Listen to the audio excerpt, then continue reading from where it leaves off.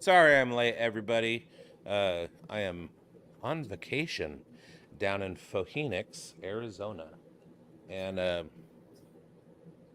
yeah, so I brought my studio in a backpack from my home, drove 12 hours just for you guys, just for this show. But I forgot my light. We can see half of you. This half? Yeah, that half. Perfect. So yeah. All right, let's start the show.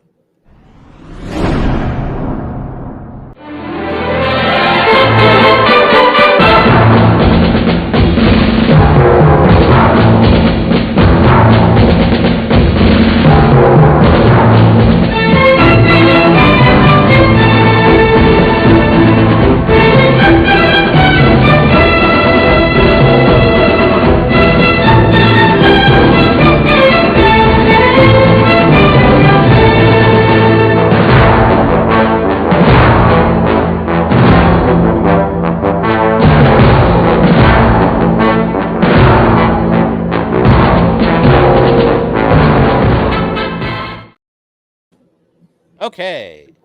How are you guys doing, everybody? Welcome to Uncovered, the Raiders Unrivaled on the Undroppables YouTube network. It's me, Biggs. I'm here with Raider Damas. Also, um, we've got Know the Game is in the house, and um, his brother, my other son, beautiful Cherry Blossom. Yeah, so my son had a birthday yesterday, and I drove down here to hang out with my kids who live together in an apartment in Phoenix, and I got some Portillo's, which was epic, and we went out for pizza, and it was great. And now, before I make the 12-hour drive back tomorrow, let's talk some Raiders. How you doing, Heck Raider yeah, Thomas? I am doing fantastic. I have been following along with OTA news, such as it is, but news is a little slow when they aren't doing anything or when the media isn't around. But I have been keeping up on the Raider business. Good. Sorry, I was just about to throw shit at my little shits. Um, they're not little. We're running pretty close to half a ton when we're sitting on the couch together. So so yeah. Yeah, and then when you throw my dog in on top of that, then we're touching half a ton. So, um, do you have preparation? Well, not particularly. Not I particularly. I mean, I just thought we were going to be talking about OTAs, so I That's was it. just ready to talk about whatever it is you, as the host, want to talk about. Well, first of all, well, no, you're a co-host, so it'll be both of us bringing chips to the party. Um, sup, my peeps? What's up? Get Shrek Bra. How you doing? Looks the same to me. Darth Vader. That I don't like that because normally I have like a nice high-powered light that's that's on me, and I put a lot of work into the visuals. I don't have my green screen either, so hopefully it doesn't look the same. Maybe I won't be. I will not be this dark next week. I can go like this and kind of open my face up to the lampshade. Um, I mean, you have two young bachelors on their own together in the, second stage of life, embarking on adulthood, and things are sparse. They haven't had time to accumulate things like lights in the apartment. Um, we literally did a shopping trip yesterday because I got here and tried to cook and went, "Oh my god, uh, let's go, let's go buy some um, plates and plates and bowls and a strainer for your pasta and all that stuff." So that was fun. They didn't have a shower curtain rod, um, so I think sparse. that's a story common to a lot of people living the bachelor life. Is you have Absolutely. like one plate, one fork, one knife, and one spoon, and a cup for yourself, and you Basically, don't yeah. you don't consider entertaining or having guests over that other people might also need a plate to eat on Right. or Right. a And place when to sit. or anything of And that nature. romantic interludes are always at her house, kind Of of thing. course. Like they're not bringing anybody here, but now they can because they can, like they can make their rigatoni meat bowl and serve it on an actual dinnerware if they want to invite her over. Um, yeah, it's been fun. Like living 1,000 miles apart, I don't get to see my kids very often, except when KTG comes on the show with me. Um, but it's been nice to be in their presence and just have fun. All right, let's get this started. I basically I just plucked a few articles. Okay. I was I was hoping for a whole string of press conferences and stuff today and didn't get it. I So think we might get that tomorrow, so maybe for next week's show. yeah. So Michael Mayer was diplomatic when asked about Luke Getzey. Um, they asked him about how it's going, learning the offense and everything, and he said it's easier than last year. Um, and they asked how so, and he said, "quote I'd say it's a little bit more simple, a little bit more simple, a little bit easier to understand. Um, Simple is better, you know." Yeah, I think that whole press conference was thinly veiled shade toward Josh McDaniels, as well there should be. Sure. Because if you have something so complicated that all these college graduates don't understand it for 2 months, then it's probably not going to work. Because I've always operated under the principle that if you can't explain what you're doing to a 5-year-old, or if you can't explain it to the rubber duck sitting next to your computer monitor, it's not going to work out. Right. It's too complicated to actually be effective in the real world, which is what we saw from Josh McDaniels' offense. It was too complicated uh, and too noisome to actually work. It was just, lots of square pegs, lots of round holes, just an absolute mess. And so I'm glad that Luke Getzey's system is more simplified. Not that it's stupid or for people who aren't good at football. Right. Uh, just the terminology being easier to understand, and the execution being easier to pull off is going to do wonders for the offense. Because what the offense does have in spades is good skill position players. Right. And if they are able to execute what you're asking them to execute without having to overthink it, then they're going to be very successful on a physical level. Right. So I'm really looking forward to the preseason. Not that you're necessarily going to see everything that Luke Getzey does or everything in his bag of tricks, because preseason is preseason, and you're going to get the vanilla version of what Luke Getzey does. I'm just looking forward to seeing just good players do good football things, basically, because we didn't get a Exactly. whole lot of that under McDaniels. Yeah. And I think a good kind of example, when I was playing, we had just the first play that popped into my head was the one that, as a fullback, it was the one that I was the lead blocker on. 42 blast. I know exactly where to be, Mm-hmm. right? And then Spider 2 Y banana. That that would have taken me some time, right? So That plays and for you though as the fullback. You go you sort of curl out, and you take an out pattern and you take it to the house. That's a right. pass intended for the fullback. So that I would be one that you would be very interested in. I scored one touchdown in my entire football career.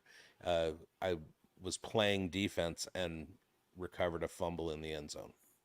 Well, I was a backup offensive guard in Pop Warner when I was 8 years old. So you have one more touchdown than me, sir. I actually do have a safety at the same field that Brock Bowers played on when we were doing a Pop Warner jamboree. Very So nice. that's cool. All right. So what we're looking at is a Raiders offense that finished 27th in yards per game last year at 289.5, 23rd in points per game at 19.5. If we remember right, I believe it was the Green Bay game on Monday night was the first time they exceeded 20 points in the season. They also won that game, and if I'm not mistaken, that was the end of Josh McDaniels' tenure. A scheme that's easier to digest could lead to a more confident, cohesive, and efficient attack, which is essentially what Raider Damas covered. The Raiders seemed bogged down by the complexities of McDaniel's offense. I do want to give credit where it's due. This is all from an article by Vinny Bonsignor. So, um, yeah, so it's not, I'm not coming up with this stuff off the top of my head. 2 years, Getsy had 2 years as the Bears offensive coordinator, fired by Chicago in January. And this is my favorite line of the entire article. The Raiders believe Fields was more of the problem than Getsy, who was a highly regarded offensive assistant in Green Bay before joining the Bears. Chicago also showed Fields the door as well soon after Getsy's departure. The Bears traded him to Pittsburgh for a sixth-round pick, setting the franchise up to take Caleb Williams. Blah blah blah.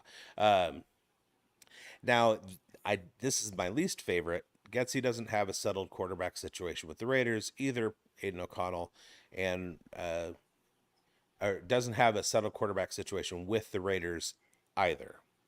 Aiden O'Connell and Gardner Minshew are competing for the starting role. I don't. This doesn't sound. This sounds like Vinny's voice. It doesn't sound like the things that I've heard.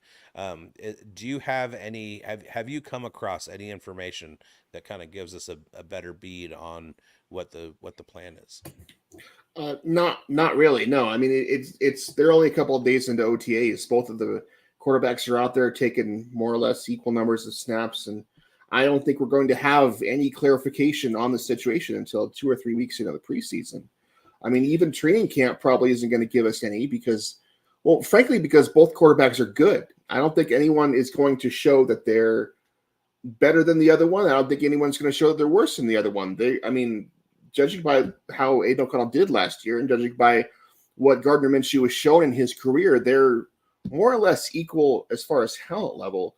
And so really it's going to be whichever one picks up the offense quicker and is able to execute it with, more efficiency. And I don't think we're going to get that until they face another team. So I wouldn't say that we're going to have any answers in the quarterback battle until the end of August. Right.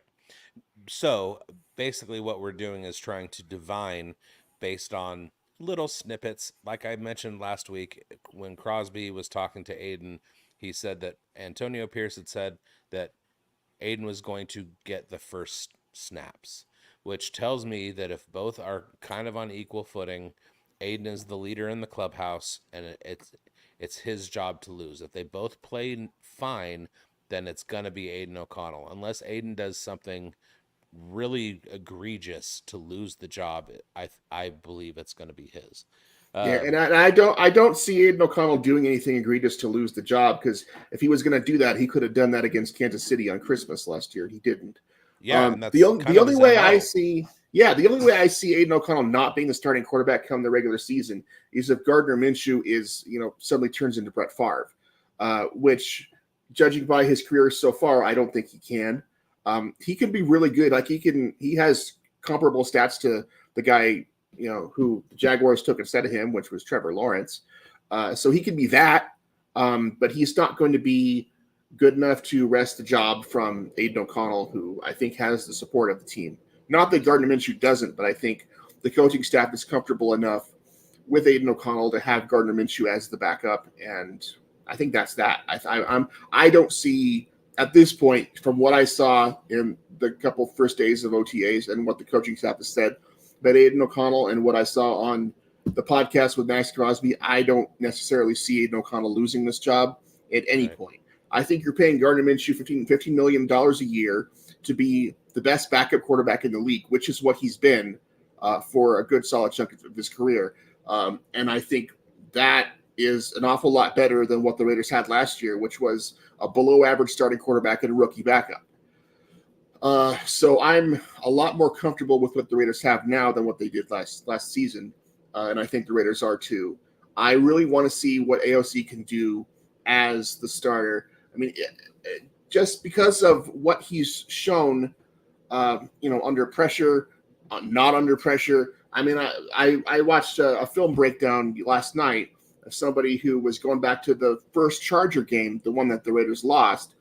And there was a free rusher who was in AOC's face as he was trying to make a pass. And all AOC did was take a step to the right because he knew that Josh Jacobs was going to block this guy. And he just stood there, stoically, let Josh Jacobs make the block, and I made a 20-yard pass to Jacoby Myers, and it was an absolute thing of beauty. And Yeah. that's not something rookies normally do. They normally get flustered. They normally run out of the pocket. But AOC is, you spend a little more time in college than people normally do. And he is a little bit older and more emotionally mature than most rookie quarterbacks are.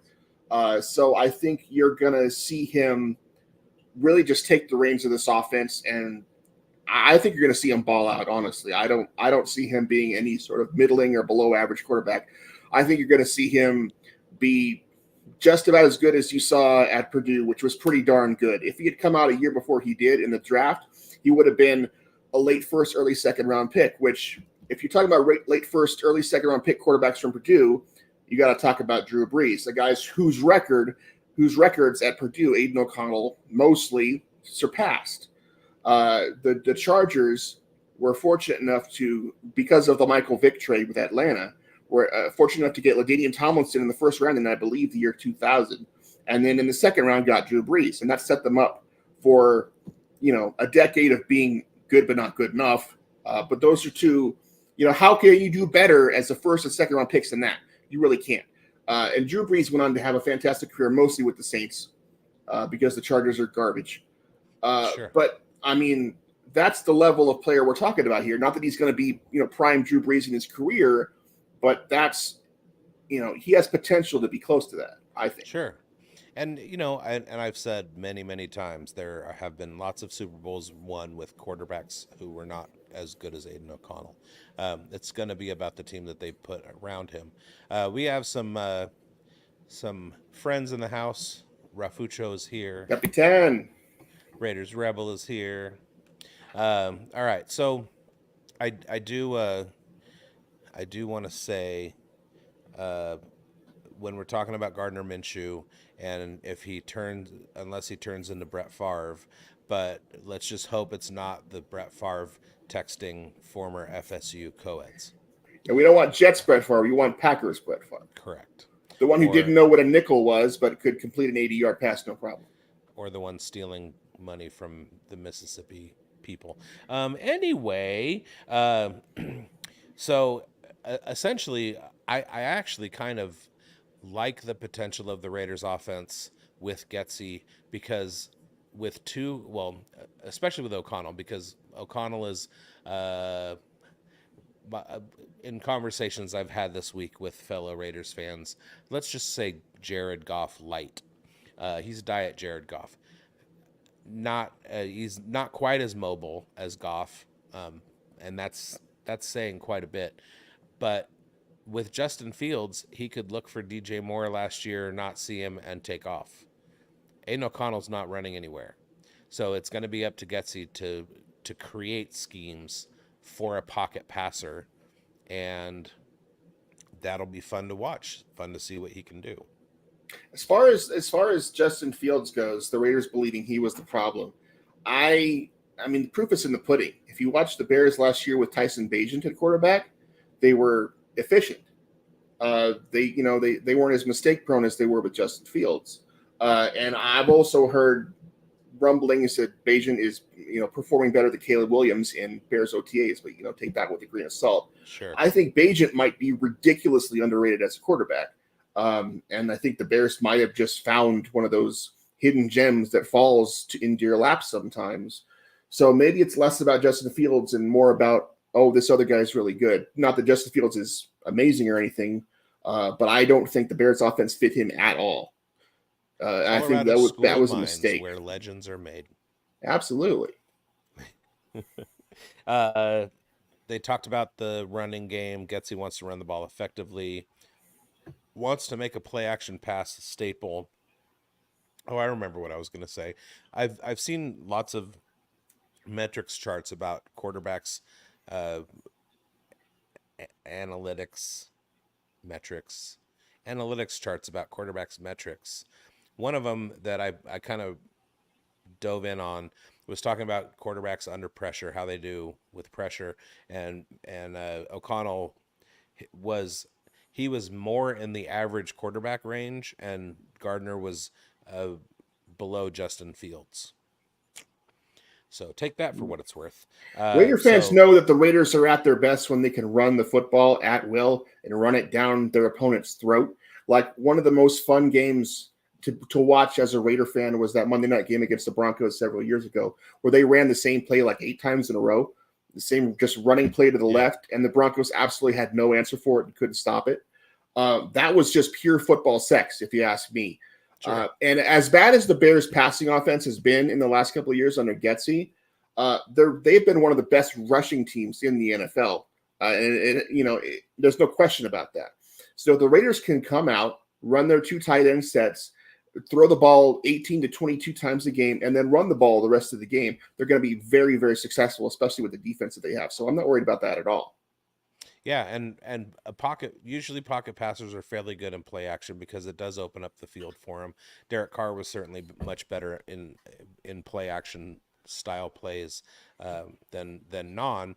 Which there were some years that Gruden just wasn't calling very many play action passes, but Carr was at the top in the top 5 quarterbacks on Mm-hmm. play action plays. Um, Hopefully, we can see a return to that, but with AOC. Uh, and Gutsy said, quote, yeah, I think there's certain things that are kind of non-negotiable in your play style and the mindset that you want to bring. Fortunately, I've been around a lot of really good football coaches that have kind of exposed me to a lot of different styles of play and different ways of approaching teams and finding different ways to attack the different styles of defense that we face each week. And that's kind of what I alluded to last week when I said that, if offenses are getting to the point where they're spreading everything out and defenses are getting to the point where they're starting to combat that, then obviously the natural shift is to go back to uh, not allowing the defense to account for that. And how do you do that? Short plays. When you see 2 high safeties, when you see single safety, throw it deep, running the ball a lot to keep the linebackers and the safeties honest, that kind of thing. It's classic Yeah. football. No matter Yeah. how things change, they will still stay the same. And I think that's what John Gruden was trying to say when he said he wanted to take football back to 1998. What he was referring to was he wants to run the ball effectively, as all football coaches do. He just happened to say it in a weird, goofy way, like he does. But I was thinking last week, I was just sitting in my house and just sort of ruminating about what kind of quarterback do I want and expect Aiden O'Connell to be? What would be best for the Raiders? I don't necessarily think he has to be that Drew Brees type who's, bombing the field all over the place and just throwing ridiculous passes, and just dropping the bucket. I want him to be. I thought about this for a long time. I wanted him to be Phil Simms. Because when you watched the Giants on Monday Night Football, they would always advertise in the '80s Monday Night Football. Lawrence Taylor and the New York Giants are going to play the Niners or whoever. It was always Lawrence Taylor and the New York Giants. It was never Phil Simms in the New York Giants. Phil Simms just came out there. He completed 17 passes a game, and the Giants would win because their defense would kill you. Right. And that's exactly what I think Aiden O'Connell should be. He should be ruthlessly efficient. He should be opportunistic and let the defense smother the other team and let the running game smother the other team. We don't need him going out and going 35 for 47. We need him going out there and being 21 for 24, like the Derek Carr special, except Derek Carr never had a defense this good, unfortunately for him. Ever. And it sucks because Derek Carr was really, really good. People don't remember how good he was and didn't appreciate how good he was because he lost all the time. A losing record will accentuate the bad parts of your game, and winning, as we know, cures all ills. So I just want O'Connell to come out there, be efficient, don't take a whole bunch of chances, let your running game and your defense win it for you, and the Raiders should win more than they lose like that. Right. Let us not forget that Cal legend Kyle Bowler um, was he was a Super Bowl quarterback. So yeah, if you have the Ravens 2000 something defense, you're gonna do pretty good. Um, all right, I digress. So I know you were on the road today, but there was another podcast from Max Crosby featuring Nate Hobbs that dropped yeah, this we were afternoon. watching it. Okay, I was just checking because I know you weren't available for much of the day. So No, and I didn't get through it. We had to like run to the store and stuff, but we did start watching it. Is there anything to glean?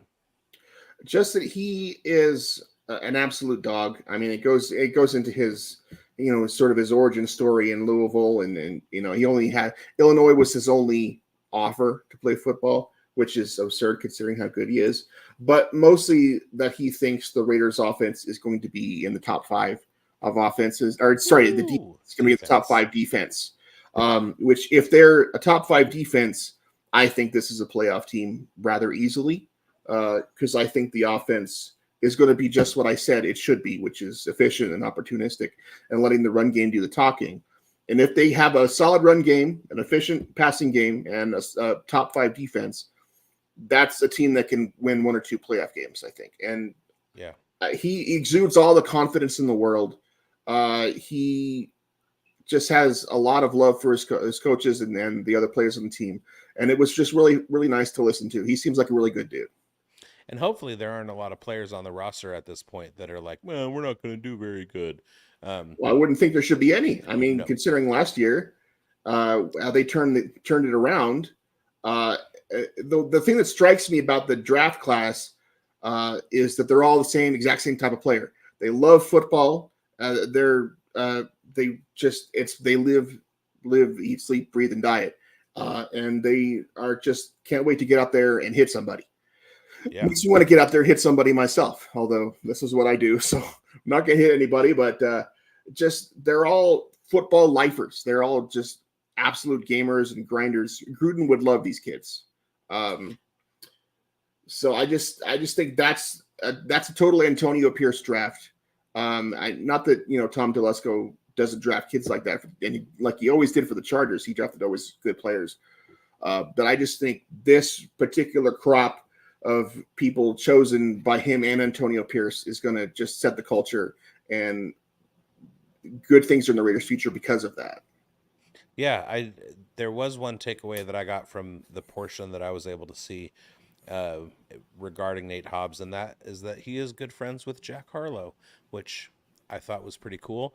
And the rest of what I was able to see, it was kind of hard to hear him because Max Crosby's medallion was so loud.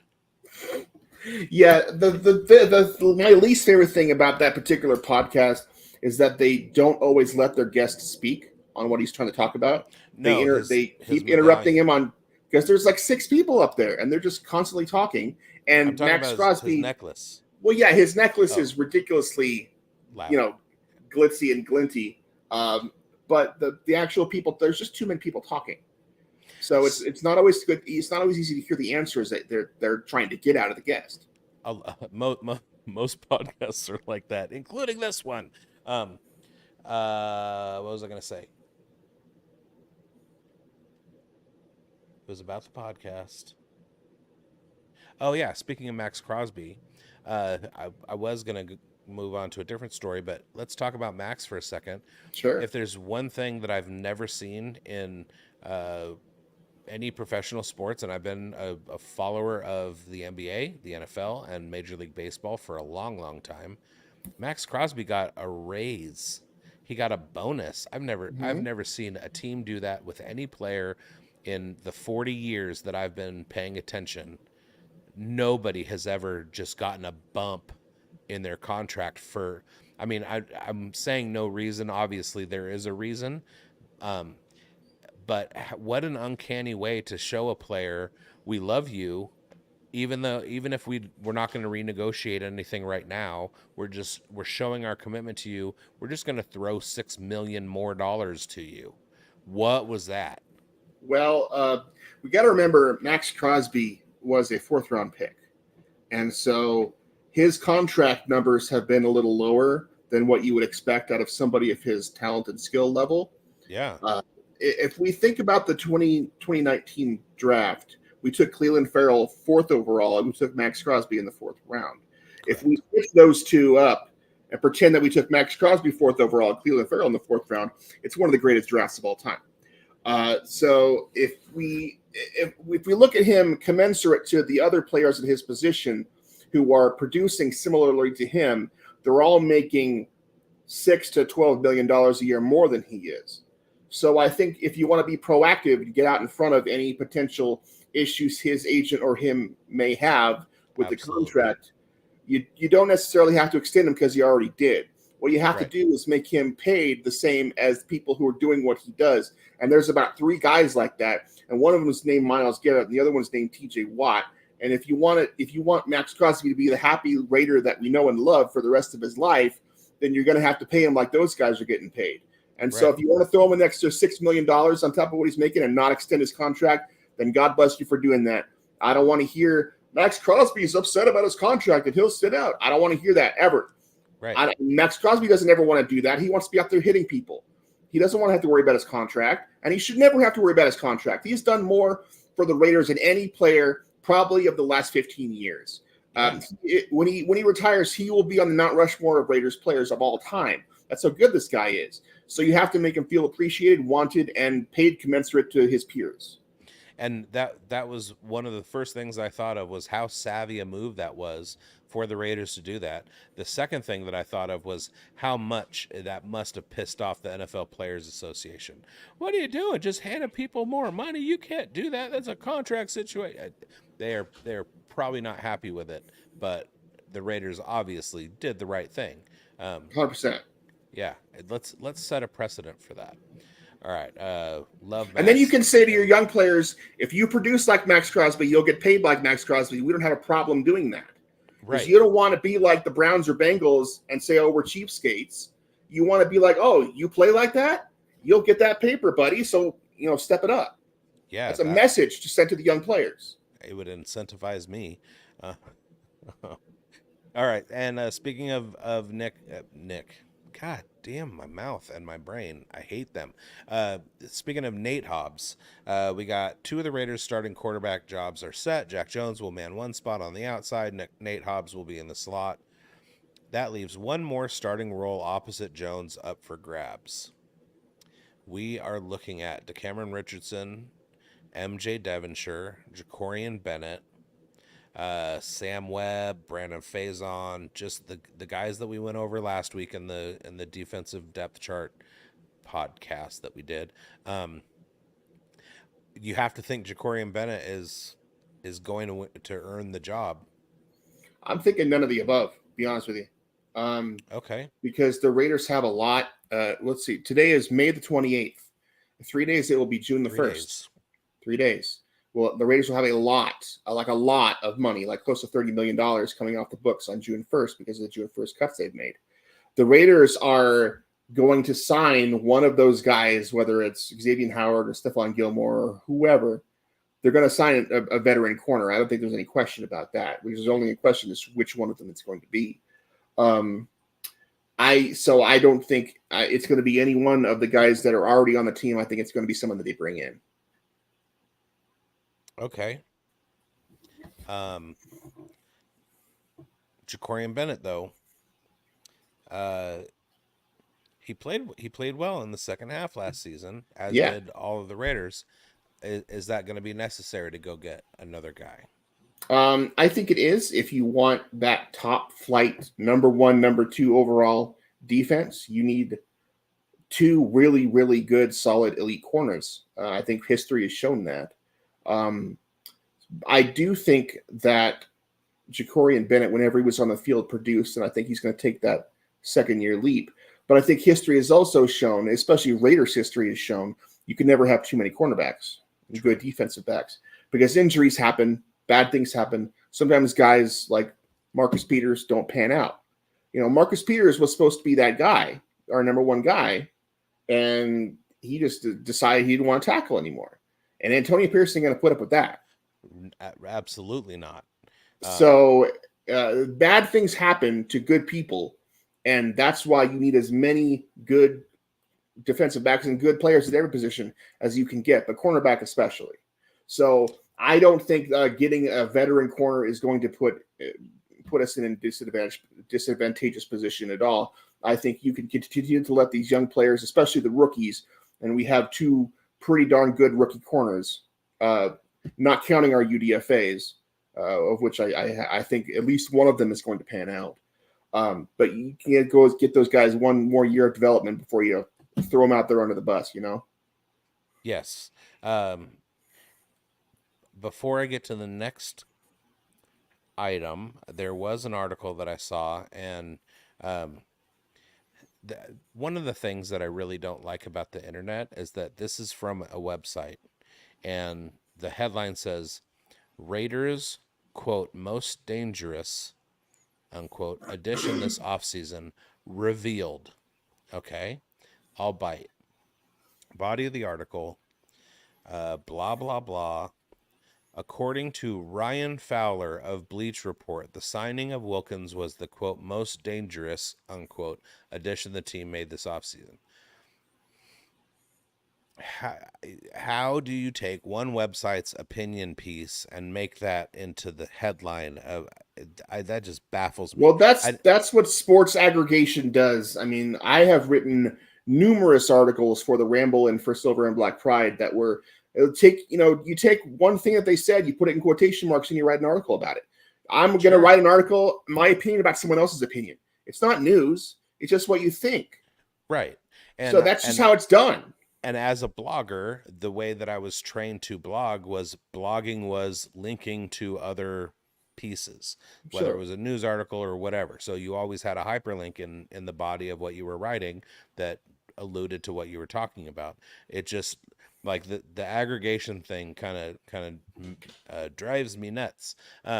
So the reason that I brought that up was because the next item I wanted to talk about was um, in regards to the defensive line and Byron Young. So Byron Young was a third round pick in 2023. Didn't crack the rotation as a defensive tackle last year. Active for just 6 games at a 17, not being dressed is pretty bad. They've got John Jenkins, Bilal Nichols, Adam Butler, and Jerry Tillery. Um, Last year they did. But he only had 99 snaps. He came over from Alabama. So he's trying to earn a role this year. He's got that third round draft capital. They brought in Christian Wilkins, who is like an absolute monster. Um, so one of the things that we should be watching for in this offseason is whether Byron Young is able to take another step forward and get himself involved in the rotation.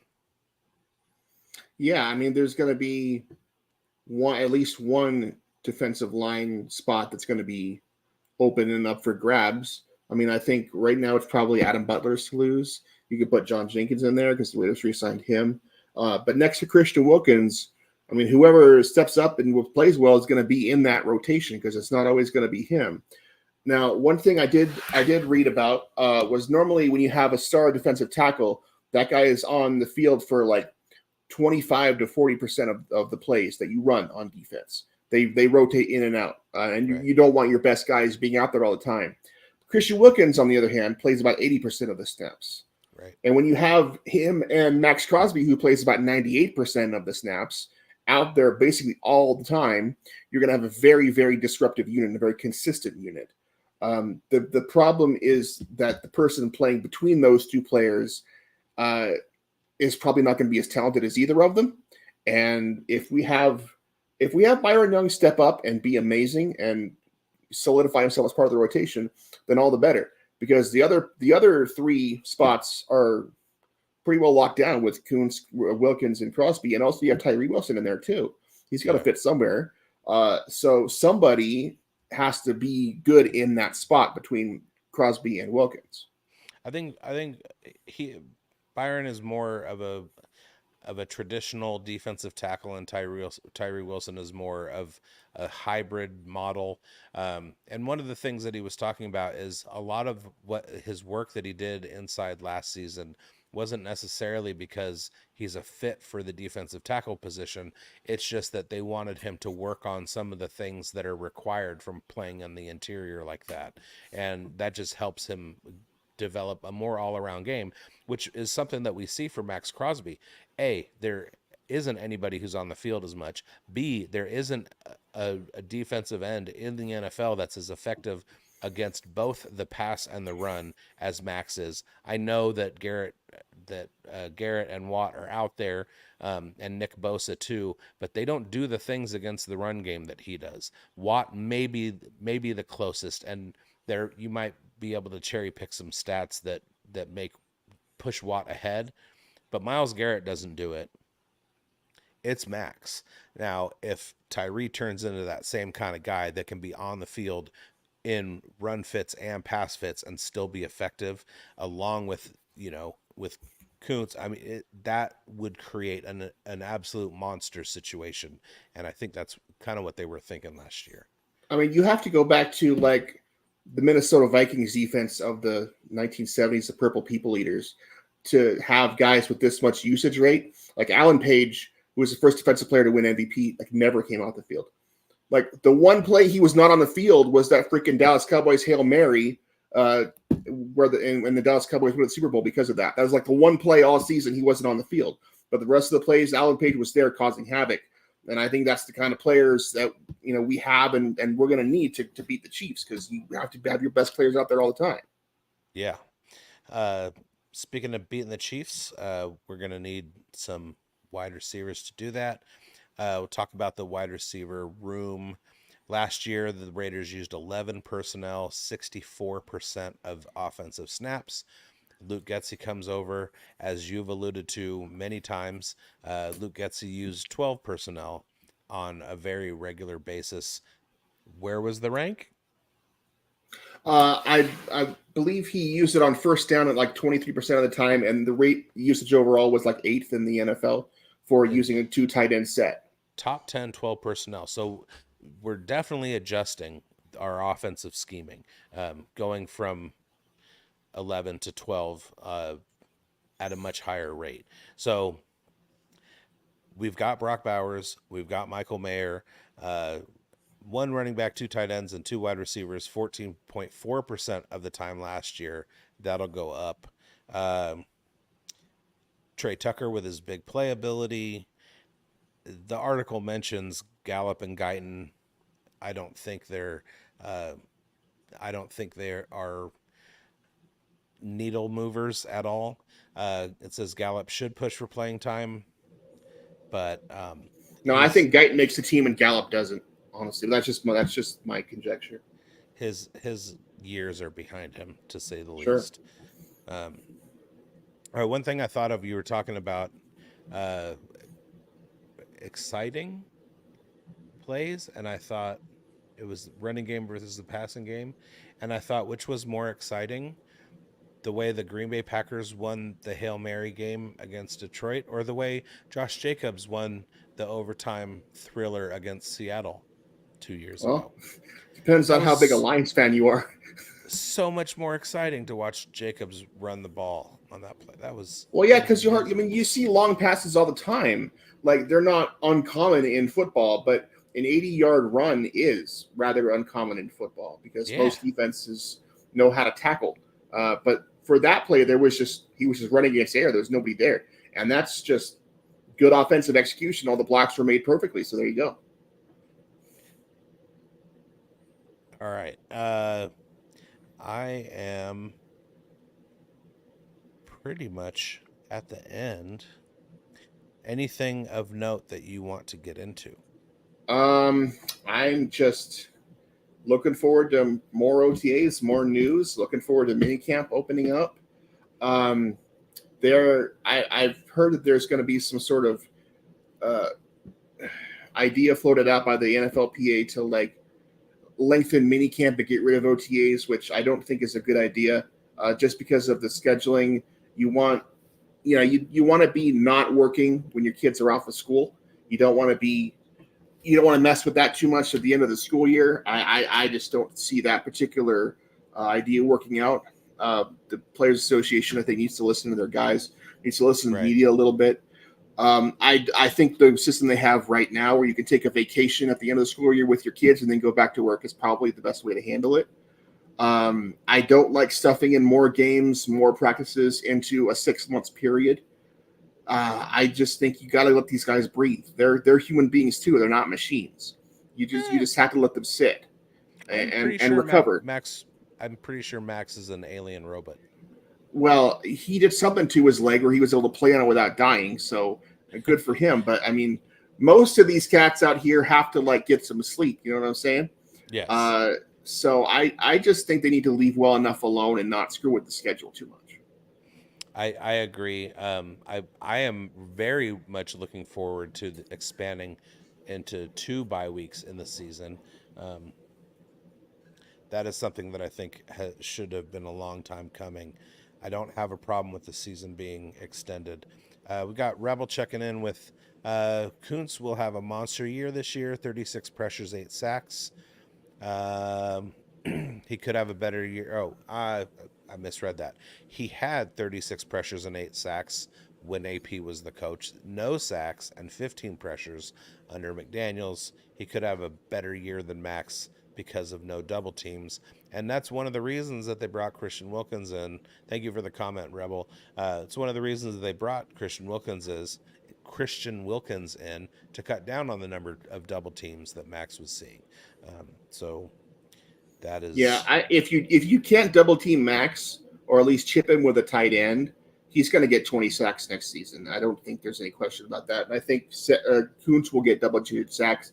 I think Wilkins will have 7 or 8, and then whoever's left, I think will get 2 or 3. I think you're going to see just absolutely massive numbers out of this defensive line. I think it's going to be probably the best defensive line in the NFL, and I think, I mean, everything points toward the Raiders having a top 5 defense. And if they do, they're going to make a playoff run. those numbers just scared me, and I'm not even an offensive lineman anymore. So, um, I do want to really quickly address the Mark Davis stuff that has been kind of floating around. I saw there was something on um, on Pat McAfee or whatever. Um, I'm not going to get into it. It's not news. It's horseshit. It's gossip, and it's irrelevant to the Raiders' play on the field in 2024. So if you do want to deep dive into that, just go Google Mark Davis, and you'll see something. But I'm not going to address it. Um, I do want to address a couple of deaths that have happened. Um, the first is Angel Hernandez's career as a Major League Baseball umpire. Thank fucking God. Um, Angel Hernandez is not necessarily the worst umpire in Major League Baseball, and I'm sorry, you guys, if this is not Raiders content, and but please bear with Oh, me. I was going to bring this up too, so go on.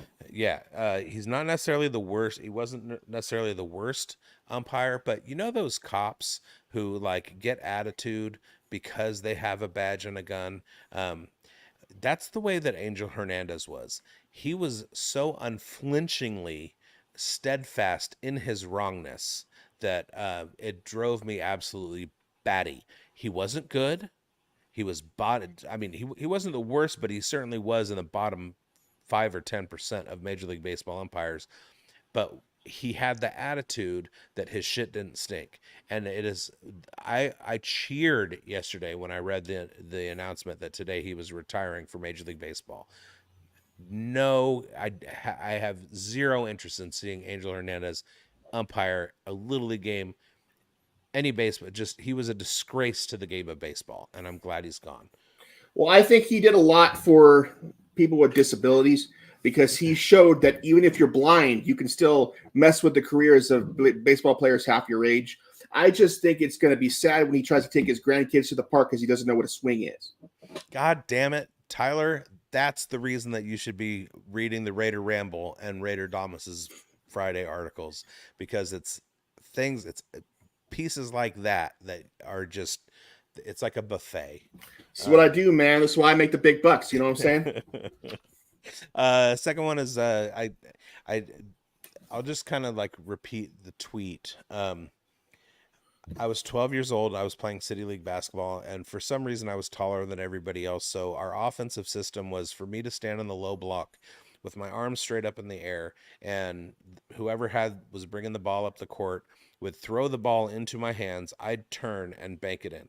That was our offense, and we were first place. We were good. We were leading the league, whatever. Not a lot of basketball, just like me kind of like standing there with my arms up turning. And anyway, we're playing this team. Again, remember, this is 12-year-old city league basketball, and this kid is like, he keeps elbowing me, like right in the ribs, in the shoulder, like he just keeps hammering me. And at one point, I just got so fed up with it, I pushed it. I said, "Don't do that again." He elbowed me again, and I punched him in the face, and he fell on his butt, and he was sitting there on, like, screaming at me, "You can't do that," and crying, tears running down his face. I get ejected from the game. My coach, Tracy Brown, uh, wherever she's at, she was the best basketball mind I've ever been a part of. And I mean, she developed that offense for me. Anyway, that guy, I I never really, saw him much afterwards, but I did become friends, party buddies with his older brother. Uh, they happened to be the nephews of Bill Walton, who was a deadhead like me, passed away yesterday. Sad for that. Rest in peace, Bill Walton. Even if you were a Lakers homer, and I liked him when he was on the Celtics because I'm a Celtics fan. But when he was announcing the Kings Lakers series, and everything that the Kings did was the wrong decision, even if it like led to scoring, and everything that the Lakers did was golden, even if it was like bricks. Um, just made me very angry. But hey, Bill Walton, glad to have had you, and thank you for making our lives better. I'm a big Portland Trailblazers fan myself, and Bill Walton is in the Mount Rushmore of Blazers players of all time. Brought them the title in '77. Won Finals MVP, won regular season MVP. Just without injuries, Bill Walton would be arguably the greatest basketball player of all time. He certainly is the best collegiate basketball player of all time, possibly behind his teammate Kareem Abdul-Jabbar. Right. But as a guy who's lived in the western part of the United States for most of my life, I've noticed that the media has a certain bias toward the other part of the country, which is more east of us. Most of those guys went to college at Syracuse or Northwestern, and as a result, they have a bias towards the places where they went to college or grew up on the East Coast. Bill Walton was the first guy who not only did he take the stuffy, straight-laced art of sportscasting and turn it into a poetry jam, basically, but he would also glorify the Pac-12, the western part of the country, and speak about all the beautiful places that you could see out west, which nobody else did. I just think it's fitting that Bill Walton died the day after the Pac-12 did, and the day after they had their last Pac-12 network broadcast, as if the man could not live in a world that didn't have the Pac-12 in it. Yeah. Rest in peace, Big Red. We love you. Pacific Coast Network, rest in peace. Or sorry, Pacific Coast Conference, rest in peace. Bill Walton, rest in peace. So real quick, let's do a couple Mount Rushmores. Your Portland Trailblazers Mount Rushmore. Let me say Bill Walton, Clyde Drexler, Greg Oden. Finish it out for me. Who's Greg Oden for all 25 games he played for the Blazers. It's Damon Stoudemire. Damon. I would go with Damian Lillard, and I grew up with those Jailblazers. So for me, it's Walton, Lillard, Drexler, and Rasheed Wallace. Rasheed Wallace. And then let's do, since it's a Raiders show, it's the Raiders Uncovered on the Undroppables Network. By the way, if you're watching this, did you know that Underdog Fantasy is the best place to play fantasy? It's the easiest. You go in, you draft a team for the 2024 season. It's best ball, so you set it and forget it. Come back in December and you've got your money. Go to the site, use the code UNDROPPABLES. They'll match up to $100 on your first time deposit, and that business is out of the way. All right, so Raiders Mount Rushmore will go I will go Jim Otto, Bo Jackson, Charles Woodson, and Max Crosby. Okay. I'm going to have to start with Al Davis himself, just because I don't think anybody exemplifies the spirit of the Raiders other than the guy who brought that spirit to the team. I'll go Jim Otto second. Ken Stabler, I'm going to have to go with for third. And got to be Charles Woodson there for number four. I hate not putting Crosby on that list, but the Raiders just have so much in the way of rich history, rich talent. just that sort of people who made that mystique up. Yeah. So that's what I got to go with. I mean, you could do one that's Jack Tatum, um, Ted Hendricks, Gene Upshaw, and Steve Wisniewski, and there Yeah. you wouldn't get a whole lot of argument. Heck, you could do a um, Mount Rushmore of people who played cornerback for the Raiders and have some of the best players in league history. oh, and get Shrek, bro, from the top rope. How the hell? Come on, Oh, Biggs. What is wrong with me? Yeah, there's so many. Question about the Al Davis bust though. Glasses with the chain or no? oh, absolutely. It's part of his drip. You got to put it on there. So no suit with no glasses and hair. You're Yeah. doing bald with the glasses with the chains and the tracksuit. Yeah. The Got it. big bright white tracksuit. Got it. Okay. That's with Raiders big letters on the sleeve. So classic. All right, you guys. Thank you for checking in this week. We'll be back next week. I will be back up in Davis, California, in the proper setting, and I will have much more for you. I think what I want to do is I want to start structuring the show. I'm going to start coming up with segments, um, and I feel that I need that. I think that would make the show better. And so if you have any kind of brainstorms, go ahead and Okay. jump in the comments. If there's a segment type that you'd like to see, questions and answers, um, things like that, go ahead and let me know. All Uh, right. Tyler, DM me your ideas and stuff. We'll put it Okay. together and come up with a structured. Um, if you need a structured settlement, get cash now. We'll come up with a structured game plan starting next week and be fully rolling by the. See, this is our OTAs. This is our mini camp right now, and we're gonna be full go. A panic meter would be sweet. That's a good idea.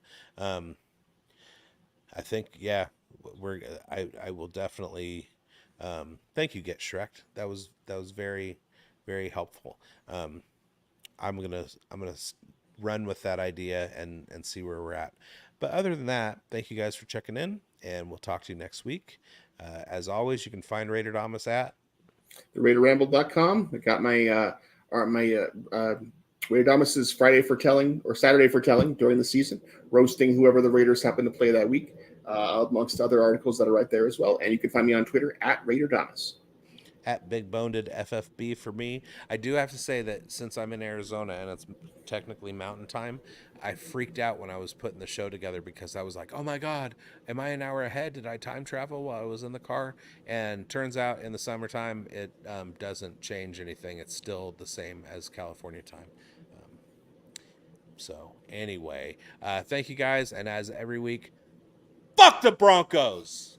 Fuck the Chiefs. Bye bye.